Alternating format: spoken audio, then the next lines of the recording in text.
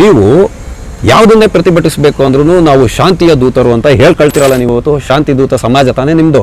ಯಾಕ್ರಿ ಕಲ್ಲು ಹೊಡಿತೀರಾ? ಯಾಕ್ರಿ ಮನೆಗೆ ಬೆಂಕಿ ಹಚ್ತೀರಾ? ಇದೇನಾ ನಿಮಗೆ ಕಲಿಸ್ಕೊಡೋದು? ನಮ್ಮನ್ನು ರಕ್ಷಣೆ ಮಾಡುವಂಥ ಆರಕ್ಷಕರ ಮೇಲೆ ಹಲ್ಲೆ ಮಾಡ್ತಿರಲ್ಲ.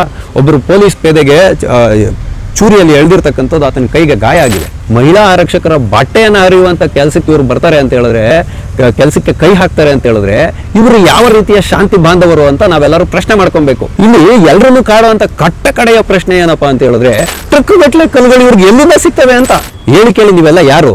ಮೊಘಲರ ವಂಶಸ್ತ್ರ ನೀವು? ದೇಶ ನಡೀತಕ್ಕಂಥದ್ದು ಸಂವಿಧಾನದ ಆಧಾರದಲ್ಲಿ. ಸಂವಿಧಾನದಲ್ಲಿ ಬಹುಮತದಿಂದ ಅಂಗೀಕೃತವಾದಂಥ ಕಾನೂನನ್ನು ಅವನು ಹಿಂದೂ ಆಗಿರಲಿ, ಕ್ರಿಶ್ಚಿಯನ್ ಆಗಿರಲಿ, ಬೌದ್ಧ ಆಗಿರಲಿ, ಪಾರ್ಸಿ ಆಗಿರಲಿ, ಕ್ರಿಶ್ಚಿಯನ್ ಆಗಿರಲಿ, ಎಲ್ಲರೂ ಪಾಲನೆ ಮಾಡಬೇಕಾಗಿರ್ತಕ್ಕಂಥದ್ದು ನಿಯಮ.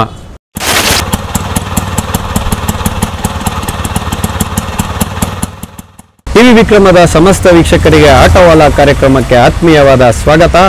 ನಾನು ನಿಮ್ಮ ಜಯಂತ್ ಪಾಂಡೆ. ಸ್ನೇಹಿತರೆ, ಹಜ್ಮಿಯ ಹೇಳಿಕೆ ಹಚ್ಚಿದ ಕಿಚ್ಚು. ಏನಪ್ಪ ಇದು ಅಂತಂದರೆ, ಚಾಹಾ ಮೂವಿ ಯಾವಾಗ ಬಂತು ಆವಾಗ ಅಬು ಹಜ್ಮಿ ಅಂತ ಹೇಳುವಂಥ ಅವಿವೇಕಿ ಕೊಟ್ಟಂಥ ಒಂದು ಹೇಳಿಕೆ ಇವತ್ತು ಯಾವ ಮಟ್ಟಕ್ಕೆ ಬಂದು ನಿಂತಿದೆ. ಹಜ್ಮಿ ಅವತ್ತು ಕೊಟ್ಟಂಥ ಹೇಳಿಕೆ ಔರಂಗಜೇಬನನ್ನು ಗ್ಲೋರಿಫೈ ಮಾಡಿ, ಅಂದರೆ ವಿಜೃಂಭಿಸಿ ಕೊಟ್ಟಂಥ ಹೇಳಿಕೆಗೆ ಮಹಾರಾಷ್ಟ್ರದ ಸರ್ಕಾರ ಕೆನ್ನಲಾಯಿತು. ಅಲ್ಲಿಂದ ಔರಂಗಜೇಬನ ಸಮಾಧಿಯನ್ನು ತೆಗಿತೀನಿ ಅಂತ. ಹಾಗಾಗಿ ಈ ಕಿಚ್ಚಿಗೆ ಇವಾಗ ಕಾರಣೀಭೂತವಾಗಿ ನಿಂತಿರತಕ್ಕಂಥದ್ದು. ನಾಗ್ಪುರದಲ್ಲಾಗಿರೋವಂಥ ಗಲಭೆಗೆ ಈತನೇ ಮೂಲ ಕಾರಣಕರ್ತ, ಮಾಸ್ಟರ್ ಮೈಂಡ್ ಇವನೇ ಅಂತ ಹೇಳ್ಬೇಕಾಗುತ್ತೆ ಒಂದು ಲೆಕ್ಕಾಚಾರದಲ್ಲಿ. ಈತ ಆ ಹೇಳಿಕೆಯನ್ನು ಕೊಡಲಿಲ್ಲ ಅಂದಿದ್ರೆ ಇವತ್ತು ಪರಿಸ್ಥಿತಿ ಈ ಮಟ್ಟಕ್ಕೆ ಬಂದು ನಿಂತ್ಕೊತಾ ಇರಲಿಲ್ಲ. ಆತ ಹೇಳಿಕೆ ಕೊಟ್ಟ, ಮಹಾರಾಷ್ಟ್ರ ಸರ್ಕಾರ ಆ ರೀತಿಯಾಗಿ ಹೇಳ್ತು. ಅದಾದ್ಮೇಲೆ ಏನಾಯಿತು ಅಂದರೆ ಎಲ್ಲ ಹಿಂದೂ ಸಂಘಟನೆಗಳು ಪ್ರತಿಭಟನೆಯನ್ನು ಮಾಡಲಿಕ್ಕೆ ಶುರು ಮಾಡಿದ್ವು. ಅಲ್ಲಿ ಈ ಒಬ್ಬ ಮುಸ್ಲಿಂ ಜನನಾಯಕ ಇದ್ದಾನೆ ನಾಗ್ಪುರದಲ್ಲಿ. ಆತ ಒಂದು ವದಂತಿಯನ್ನು ಹರಿಬಿಡ್ತಾನೆ, ಧಾರ್ಮಿಕ ಗ್ರಂಥವನ್ನು ಸುಡಲಾಗಿದೆ ಅಂತ. ಅದಕ್ಕೆ ಹಿಂದೂ ಸಂಘಟನೆಗಳು ಸ್ಪಷ್ಟನೆಯನ್ನು ಕೊಟ್ಟಿದೆ. ನಾವು ಮಾಡ್ತಾ ಇದ್ದಿದ್ದು ಶಾಂತಿಯುತವಾದಂಥ ಪ್ರತಿಭಟನೆ. ನಾವಲ್ಲಿ ಯಾವುದೇ ಧಾರ್ಮಿಕ ಗ್ರಂಥವನ್ನು ಸುಡಲಾಗಿಲ್ಲ. ನಾವಲ್ಲಿ ಸುಟ್ಟಿರ್ತಕ್ಕಂಥದ್ದು ಕೇವಲ ಹಸಿರು ಬಣ್ಣದ ಬಟ್ಟೆಯನ್ನು, ಅದನ್ನು ಒಂದು ಸಾಂಕೇತಿಕವಾಗಿ ಈ ಸಮಾಧಿಯ ಮೇಲೆ ಒದಿಸಿರ್ತಕ್ಕಂಥ ಒಂದು ಪ್ರತಿಕೃತಿಯ ರೀತಿಯಲ್ಲಿ ಅದನ್ನು ಸುಟ್ಟಿರ್ತಕ್ಕಂಥದ್ದು ಅಂತ ಕೊಟ್ಟಾದ ಮೇಲೂ ಇಲ್ಲಿ ಎರಡು ವಿಧವಾಗಿ ಬರುತ್ತೆ. ನೀವು ಯಾವುದನ್ನೇ ಪ್ರತಿಭಟಿಸಬೇಕು ಅಂದ್ರೂ ನಾವು ಶಾಂತಿಯ ದೂತರು ಅಂತ ಹೇಳ್ಕೊಳ್ತೀರಲ್ಲ ನೀವು. ಇವತ್ತು ಶಾಂತಿ ದೂತ ಸಮಾಜ ತಾನೇ ನಿಮ್ಮದು. ಯಾಕ್ರಿ ಕಲ್ಲು ಹೊಡಿತೀರಾ? ಯಾಕ್ರಿ ಮನೆಗೆ ಬೆಂಕಿ ಹಚ್ತೀರಾ? ಇದೇನಾ ನಿಮಗೆ ಕಲಿಸ್ಕೊಡೋದು? ನೀವು ಪ್ರತಿಭಟನೆಗಳನ್ನ ಮಾಡಬೇಕಾದ್ರೆ ಕಾನೂನಾತ್ಮಕವಾಗಿ ಮಾಡಿ, ಅನುಮತಿಯನ್ನು ಪಡ್ಕೊಳ್ಳಿ, ಮಾಡಿ, ಯಾರು ಬೇಡ ಅಂತ ಹೇಳಲ್ಲ. ಆದರೆ ರಸ್ತೆಯಲ್ಲಿ ಕಲ್ಲು ಹೊಡೆಯೋದು. ಇವತ್ತು ನಾಗಪುರದಲ್ಲಿ ಹಿಂದೂಗಳ ಮನೆಗಳನ್ನು ಹುಡುಕಿ ಧಾರ್ಮಿಕ ಸಂಕೇತಗಳು ಯಾವ ಕಾರ್ಗಳ ಮೇಲಿದೆ ಹುಡುಕಿ ಹೊಡೆದಿದ್ದೀರಲ್ಲ ನೀವು. ಇವತ್ತು ನಮ್ಮನ್ನು ರಕ್ಷಣೆ ಮಾಡುವಂಥ ಆರಕ್ಷಕರ ಮೇಲೆ ಹಲ್ಲೆ ಮಾಡ್ತಿರಲ್ಲ. ಒಬ್ಬರು ಪೊಲೀಸ್ ಪೇದೆಗೆ ಚೂರಿಯಲ್ಲಿ ಎಳೆದಿರ್ತಕ್ಕಂಥದ್ದು ಆತನ ಕೈಗೆ ಗಾಯ ಆಗಿದೆ. ಮಹಿಳಾ ಆರಕ್ಷಕರ ಬಟ್ಟೆಯನ್ನು ಹರಿಯುವಂಥ ಕೆಲಸಕ್ಕೆ ಇವರು ಬರ್ತಾರೆ ಅಂತ ಹೇಳಿದ್ರೆ, ಕೆಲಸಕ್ಕೆ ಕೈ ಹಾಕ್ತಾರೆ ಅಂತ ಹೇಳಿದ್ರೆ, ಇವರು ಯಾವ ರೀತಿಯ ಶಾಂತಿ ಬಾಂಧವರು ಅಂತ ನಾವೆಲ್ಲರೂ ಪ್ರಶ್ನೆ ಮಾಡ್ಕೊಬೇಕು. ನೀವು ಈ ರೀತಿಯ ಪ್ರಯತ್ನಗಳನ್ನ ಯಾಕೆ ಮಾಡ್ತೀರಾ ಅಂದರೆ, ನಮ್ಮನ್ನು ರಕ್ಷಣೆ ಮಾಡುವಂಥ ಪೊಲೀಸರ ಮೇಲೇ ನಾವು ಆಕ್ರಮಣ ಮಾಡಿಬಿಟ್ರೆ ಪೊಲೀಸರು ಅಲ್ಲಿಂದ ಓಡೋಗ್ಬಿಡ್ತಾರೆ ಅನ್ನುವಂಥ ಭಯವನ್ನು ಸೃಷ್ಟಿ ಮಾಡಬೇಕು. ಅದ್ರ ಮುಖಾಂತರ ಹಿಂದೂಗಳು ಎದುರ್ಕೊಂಡು ಕೂತ್ಕೋಬೇಕು ಅಂತ ಹೇಳುವಂಥ ವಿಚಾರ ಇದರಲ್ಲಿ ಅಡಗಿರ್ತಕ್ಕಂಥದ್ದು. ಹಿಂದೂಗಳು ಯಾರು ಎದುರ್ಕೊಂಡು ಕೂತ್ಕೊಳ್ಳಲ್ಲ. ಸಾಮಾಜಿಕ ಸುವ್ಯವಸ್ಥೆ ಹಾಳಾಗೋಗ್ಬಾರ್ದು ಅಂತ ಸಹಿಸ್ಕೊಂಡಿರ್ತಾರೆ ಹೊರತು ಸಹಿಷ್ಣುತೆ ದೌರ್ಬಲ್ಯ ಅನ್ನೋದು ನೀವು ಶಾಂತಿ ದೂತರು ನೆನಪಲ್ಲಿ ಇಟ್ಕೋಬೇಕು. ಹೌದಪ್ಪ, ನೀವು ಇವಾಗ ನಾಗಪುರವನ್ನೇ ಯಾಕೆ ಕೇಂದ್ರೀಕೃತವಾಗಿ ತಗೊಂಡ್ರಿ? ಔರಂಗಜೇಬನ ಸಮಾಧಿ ಇರ್ತಕ್ಕಂಥದ್ದು ನಾಗ್ಪುರದಿಂದ 450 ಕಿಲೋಮೀಟರ್ ದೂರದಲ್ಲಿ. ಇಲ್ಲಿ ಎಲ್ಲರನ್ನೂ ಕಾಡುವಂಥ ಕಟ್ಟ ಕಡೆಯ ಪ್ರಶ್ನೆ ಏನಪ್ಪಾ ಅಂತ ಹೇಳಿದ್ರೆ, ಟ್ರಕ್ ಗಟ್ಟಲೆ ಕಲ್ಲುಗಳು ಇವ್ರಿಗೆ ಎಲ್ಲಿಂದ ಸಿಗ್ತವೆ ಅಂತ.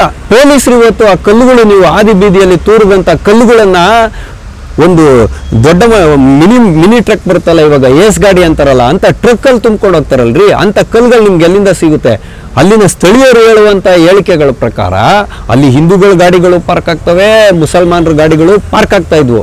ಆದರೆ ಇದಕ್ಕೆ ಮುಂಚೆನೆ ಪೂರ್ವ ತಯಾರಿ ನಡೆದಿದೆ. ಪೆಟ್ರೋಲ್ ಬಾಂಬ್ಗಳು ಹೆಂಗೆ ಬರ್ತವೆ, ತಲ್ವಾರ್ಗಳು ಹೆಂಗೆ ಬರ್ತವೆ, ಸಾವಿರಾರು ಜನ ನೀವು ಹೆಂಗೆ ಬರ್ತೀರಾ ರಸ್ತೆಗೆ?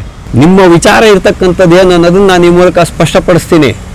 450 ಕಿಲೋಮೀಟರ್ ದೂರದಲ್ಲಿರೋ ಸಂಭಾಜಿನಗರದಲ್ಲಿ ನೀವು ಪ್ರತಿಭಟನೆ ಮಾಡಿದರೆ ಒಪ್ಪಿಕೊಳ್ಳುವ. ಆದರೆ ನೀವು ಮಾಡ್ತಾ ಇರೋದು ಪ್ರತಿಭಟನೆ ಅಲ್ಲ, ಇದು ದಂಗೆ. ನಾವು ನೇರವಾಗಿ ಎದುರಿಸಿ ನಿಲ್ತೀವಿ ಅಂತ ಹೇಳುವ ಮಟ್ಟಕ್ಕೆ ದೇಶದ ಕಾನೂನನ್ನೆಲ್ಲ ಗಾಳಿಗೆ ತೂರಿ ನಿಮಗೆ ಬೇಕಂತ ಈ ರೀತಿಯಾದ ಇದು ಒಂದು ಕುಕೃತ್ಯ ಅಲ್ಲ. ಇದನ್ನೇನು ಹೊಗಳು ಕೂತ್ಕೋಬೇಕಾ? ಹೇಳಿ ಕೇಳಿ ನೀವೆಲ್ಲ ಯಾರು?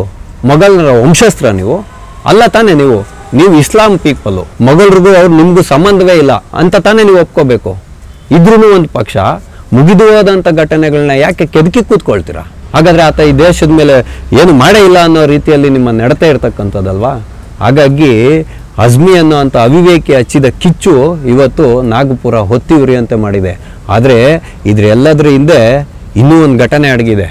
ಯುಗಾದಿಯ ದಿನದಂದು ಮಾನ್ಯ ಪ್ರಧಾನಮಂತ್ರಿಗಳು ನಾಗಪುರದ RSSನ ಕೇಂದ್ರ ಕಚೇರಿಗೆ ಬರ್ತಾ ಇದ್ದಾರೆ. ಅಲ್ಲೊಂದು ಕಣ್ಣಿನ ಆಸ್ಪತ್ರೆಯನ್ನು ಉದ್ಘಾಟನೆ ಮಾಡಲಿಕ್ಕೆ ಬರ್ತಾ ಇದ್ದಾರೆ. ಆ ಮುಖಾಂತರ ನೀವು ಇವತ್ತು ನಿಮ್ಮ ಶಾಹೀನ್ ಬಾಗ್ 2ನೇ ಹೋರಾಟವನ್ನು ಏನು ಶುರು ಮಾಡಬೇಕು ಅಂತ ಇವತ್ತು ಪ್ಲ್ಯಾನ್ ಮಾಡ್ತಾ ಇದೆ Muslim personal law board. Jantar ಮಂತಲ್ಲಿ ಇವತ್ತೇನು ಪ್ರತಿಭಟನೆ ನಡೀತಾ ಇದೆ, ವಕ್ಫ್ ಬೋರ್ಡ್ ಬಿಲ್ಲು ಅಮೈನ್ಮೆಂಟ್ ಆಗಬಾರ್ದು ಅಂತ, ಆ ಸಂದೇಶವನ್ನು ನೀವು ಇಲ್ಲಿ ಕೊಡ್ತಾ ಇದ್ದೀರಾ. ಇದೆಲ್ಲ ನಡೀತಕ್ಕಂಥದ್ದಲ್ಲ, ಯಾರು ಎದುರ್ಕೊಂಡು ಕೂತ್ಕೊಳಲ್ಲ. ದೇಶ ನಡೀತಕ್ಕಂಥದ್ದು ಸಂವಿಧಾನದ ಆಧಾರದಲ್ಲಿ, ಸಂವಿಧಾನದಲ್ಲಿ ಬಹುಮತದಿಂದ ಅಂಗೀಕೃತವಾದಂಥ ಕಾನೂನನ್ನು ಅವನು ಹಿಂದೂ ಆಗಿರಲಿ, ಕ್ರಿಶ್ಚಿಯನ್ ಆಗಿರಲಿ, ಬೌದ್ಧ ಆಗಿರಲಿ, ಪಾರ್ಸಿ ಆಗಿರಲಿ, ಕ್ರಿಶ್ಚಿಯನ್ ಆಗಿರಲಿ ಎಲ್ಲರೂ ಪಾಲನೆ ಮಾಡಬೇಕಾಗಿರ್ತಕ್ಕಂಥದ್ದು ನಿಯಮ. ಹಂಗೆ ನಡ್ಕೊಂಡ್ರೆ ಮಾತ್ರನೇ ಅದು ಸಂವಿಧಾನ ಆಗುತ್ತೆ. ಇಲ್ಲ ಅಂತಂದರೆ ಅಂಥವ್ರನ್ನ ಸಂವಿಧಾನ ವಿರೋಧಿಗಳು ಅಂತಲೂ ಕರಿಬೇಕಾಗುತ್ತೆ. ಮುಂದೊಂದು ದಿನ ದೇಶ ವಿರೋಧಿಗಳು ಅಂತ ಕರೆಯುವಂಥ ಕಾನೂನು ಕೂಡ ಬರುತ್ತೆ. ಈಗಾಗಲೇ 1200 ಜನರ ಮೇಲೆ FIR ಆಗಿರ್ತಕ್ಕಂಥದ್ದು. ನಾಚಿಕೆ ಆಗ್ಬೇಕಲ್ಲ ನಿಮಗೆಲ್ಲ. ಯಾರಾದರೂ ನಿಮ್ಗೆ ಇವಾಗ ಔರಂಗಜೇಬನ್ ಸಮಾಧಿ ಎತ್ತೇ ಬಿಡ್ತಾ ಇದ್ರಾ? ಈ ಕ್ಷಣಕ್ಕೆ ಎತ್ಬಿಡ್ತಾ ಇದ್ರಾ?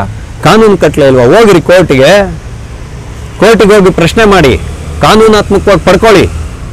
ಅದನ್ನು ಬಿಟ್ಟುಬಿಟ್ಟು ಯಾರೋ ಒಂದು ಪ್ರತಿಭಟನೆ ಮಾಡೋದಂತೆ, ವದಂತಿಯನ್ನು ಹರಡಿಸೋದಂತೆ, ಕಲ್ಲು ಹೊಡೆಯೋದಂತೆ, ಪೆಟ್ರೋಲ್ ಬಾಂಬ್ ಎರಚೋದಂತೆ, ಮಹಿಳಾ ಆರಕ್ಷಕರ ಬಟ್ಟೆಯನ್ನು ಹರಿಲಿಕ್ಕೆ ಹೊರಡೋದಂತೆ. ನಿಮ್ಮ ಮನೇಲಿ ಯಾರು ಅಕ್ಕ ತಂಗಿದ್ದೀರಿಲ್ವಾ ಈ ರೀತಿ ಕೆಲಸ ಮಾಡೋದಕ್ಕೆ? ಒಂದು ಮಹಿಳೆ ಸಮಾಜವನ್ನು ರಕ್ಷಣೆ ಮಾಡಬೇಕು ಅಂತ ಪೊಲೀಸ್ ಇಲಾಖೆಯಲ್ಲಿ ಸೇರ್ಕೊಂಡು ಬಂದು ಸಮಾಜವನ್ನು ಕಾಪಾಡಲಿಕ್ಕೆ ಮುಂದೆ ಬರ್ತಾರೆ ಅಂತ ಹೇಳಿದ್ರೆ, ಅಂಥ ಸಹೋದರಿಯ ಬಟ್ಟೆ ಹರಿಯುವಂಥವ್ರು ಎಂಥ ಶಾಂತಿ ದೂತರು? ಇವ್ರಿಗೆಲ್ಲ ಕಾನೂನು ಸರಿಯಾದ ಬುದ್ಧಿಯನ್ನು ಕಲಿಸ್ಬೇಕು ಅಂತ ಹೇಳುವಂಥ ಪ್ರಶ್ನೆಯನ್ನು ಮಹಾರಾಷ್ಟ್ರದ ಸರ್ಕಾರದ ಮುಂದೆ ಇಡುವುದರ ಮುಖಾಂತರ ಆಟೋವಾಲ ಕಾರ್ಯಕ್ರಮವನ್ನು ನಾವಿಂದು ಮುಗಿಸ್ತಾ ಇದ್ದೇವೆ. ಮುಂದೆ ಇಂತಹದ್ದೇ ಒಂದು ಕುತೂಹಲಕಾರಿಯಾದ ವಿಷಯದೊಂದಿಗೆ ನಾವೆಲ್ಲರೂ ಮತ್ತೆ ಭೇಟಿಯಾಗೋಣ. ಅಲ್ಲಿಯವರೆಗೂ TV ವಿಕ್ರಮವನ್ನು ಸಬ್ಸ್ಕ್ರೈಬ್ ಮಾಡೋದರ ಮುಖಾಂತರ ನಿಮ್ಮ ಸದ್ವಿಚಾರಗಳನ್ನು ಕಾಮೆಂಟ್ ಮಾಡೋದರ ಮುಖಾಂತರ ಹಾಗೂ ಶೇರ್ ಮಾಡೋದರ ಮುಖಾಂತರ ನಮ್ಮನ್ನು ಪ್ರೋತ್ಸಾಹಿಸಿ. TV ವಿಕ್ರಮ, ದೇಶ ನಿಮ್ಮ ಕೈಯಲ್ಲಿ. ಈ ಕಾರ್ಯಕ್ರಮ ನಿಮಗೆ ಇಷ್ಟ ಆಗಿದ್ದಲ್ಲಿ ಲೈಕ್, ಶೇರ್ ಹಾಗೂ ಕಮೆಂಟ್ ಮಾಡಿ. TV ವಿಕ್ರಮದ ಕಾರ್ಯಕ್ರಮಗಳನ್ನು ನಿರಂತರವಾಗಿ ವೀಕ್ಷಿಸಲು ಸಬ್ಸ್ಕ್ರೈಬ್ ಮಾಡಿ, ಬೆಲ್ ಐಕನ್ ಒತ್ತಿ.